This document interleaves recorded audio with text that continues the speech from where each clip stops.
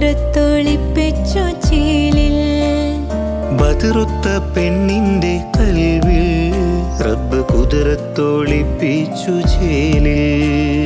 കസവണിഞ്ഞ തേക്കിനാക്കൾ പൂക്കളായി വിരിഞ്ഞു, കറകന്ന മാനസത്തിൽ അമ്പിളി തെളിഞ്ഞു. കസവണിഞ്ഞ തെൻകിനാക്കൾ പൂക്കളായി വിരിഞ്ഞു, കറകന്ന മാനസത്തിൽ അമ്പിളി തെളിഞ്ഞു.